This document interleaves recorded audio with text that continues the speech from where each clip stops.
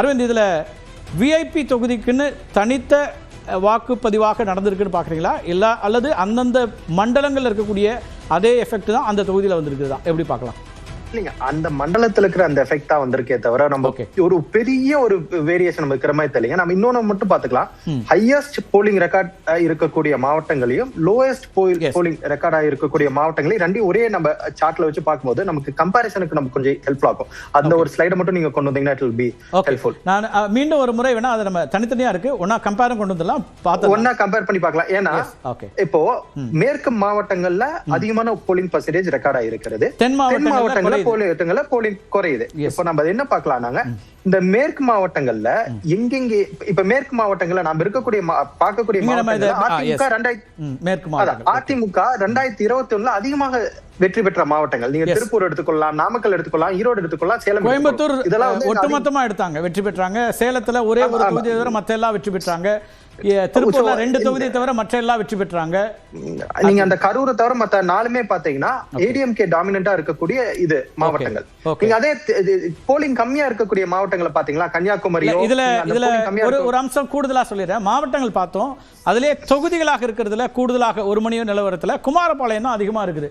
குமாரபாளையத்துல 67.63% வாக்குகள் பதிவாகி இருக்கிறது. திருப்பூர் தெற்குல 65.58% வாக்குகள், அவினாசி 64.96%, திருச்செங்கோடு 64.8%, காங்கேயம் 64.77. திருச்செங்கோடும் இப்போ நீங்கள் திரு அருண்ராஜ் போட்டியிட்டதுனால அங்கே கவனம் பெறக்கூடிய ஒரு தொகுதியாகவும், அதே போல் இங்கே கொங்கு ஈஸ்வரன் அவர்களும் அங்கே களத்திருக்காரு, அங்கே ஒரு கவனம் பெறுது. அவினாசி மத்திய இணையமைச்சரும் அதே போல் முதல் தலைமுறையாக இருக்கக்கூடிய மருத்துவர் அந்த வேட்பாளர் இருக்கிறது. குமாரபாளையமும் அகைன் நீங்கள் வந்து முக்கியமாக திரு தங்கமணி உள்ளிட்டவர்கள் இருக்கக்கூடிய இடம். அப்படின்னா இதை எப்படி பார்க்குறீங்க? எஸ், குமராவளையம் தங்கமணி.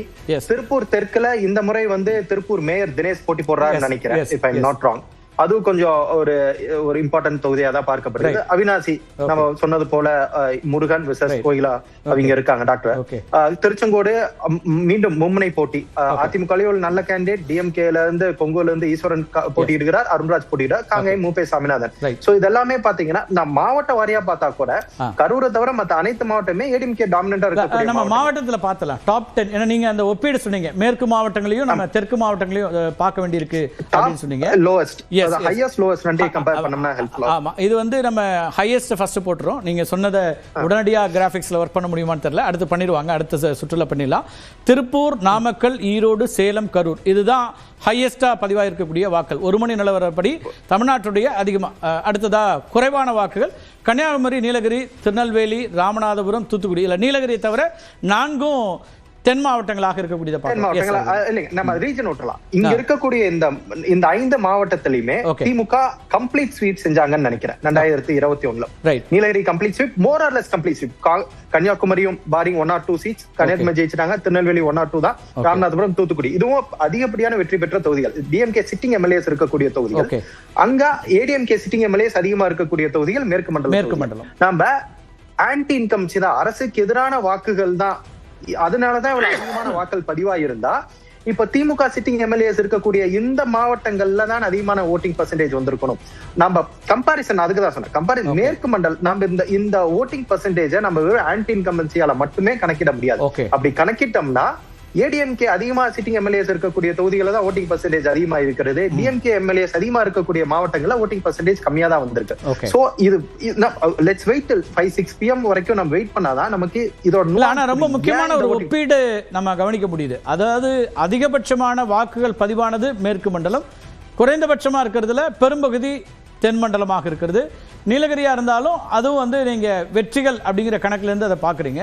ஆனா இது ரொம்ப கவனிக்க வேண்டிய ஒரு அம்சம் தான் நினைக்கிறேன். இதுல ஏதாவது செய்தி இருக்கிறதா அப்படிங்கிறதும், அல்லது நீங்க உங்க ஆர்குமெண்ட் என்னன்னா இங்க ஆன்டி இன்கம்பன்சி இருந்தா அதிக எம்எல்ஏக்கள் இருக்கக்கூடிய தொகுதியில இன்னும் கூடுதலான வாக்குகள் வந்திருக்கணும் அப்படிங்க. கவர்மெண்ட்டுக்கு எதிரான ஒரு ஆன்டி இன்கம்பன்சி இருந்தா அது தென் மாவட்டங்கள்ல திமுக அதிகமா ஜெயிச்ச மாவட்டங்கள்ல தான் அந்த ஓட்டிங் பர்சன்டேஜ் அதிகமா இருந்திருக்கணும். அங்க இன்னும் அது 50ல தானே ஓட்டிங் பர்சன்டேஜ் இருக்கு. நீங்க தூத்துக்குடி எடுத்துக்கலாம், கன்னியாகுமரி எடுத்துக்கலாம், ராமநாதபுரம் எடுத்துக்கலாம், நீலகிரி எல்லாம் கம்ப்ளீட் ஸ்வீப். அங்க எல்லாமே 50 60 தான். நம்ம தொகுதி வயசும் குறைவா இருக்கிற கான்ஸ்டிட்யூன்சிஸ் பார்த்தலாம். நம்ம ரீஜன் டிஸ்ட்ரிக்ட்ஸ் பார்த்தோம். ரொம்ப குறைவான வாக்கு பதிவாக இருக்கக்கூடியது பாளையங்கோட்டை. முதல்ல 45.37%. ஆர்கே இந்த எண்ணிக்கையும் நான் உங்களை பார்த்துருக்கேன், உங்கள்கிட்ட தான் வரேன். பாளையங்கோட்டையில தான் மிக குறைவான வாக்குகள் பதிவாயிருக்கு. தமிழ்நாட்டினுடைய ஆவரேஜ் வந்து 56.81%. பாளையங்கோட்டை தொகுதியில் 45.37%. கிள்ளியூர் தொகுதியில் 46.76%. திருவிக நகர்ல இது சென்னையினுடைய தொகுதியா இருக்கு, சிபிஎம் போட்டியிடக்கூடிய தொகுதி 48.74%. சாரி, திருவிக நகர்ல.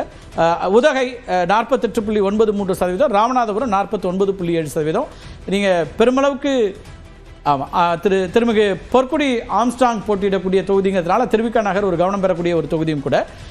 கிள்ளியூர், பாளையங்கோட்டை, உதகை, ராமநாதபுரம் இதெல்லாம் தான் தொகுதிகளாக பார்க்கும்போது மிக குறைந்த வாக்குகள் அப்படின்னு பார்க்குறோம். கிட்டத்தட்ட பாளையங்கோட்டையில் 11% குறைவாக இருக்குது, கிள்ளியூரில் 10% குறைவாக இருக்குது, திருவிக நகரில் இதெல்லாம் நான் ஸ்டேட் ஆவரேஜோட கம்பேர் பண்ணும்போது 8% குறையுது, உதகமண்டலத்திலும் 8% குறையுது, ராமநாதபுரத்தில் 7% குறைவாக இருக்குது.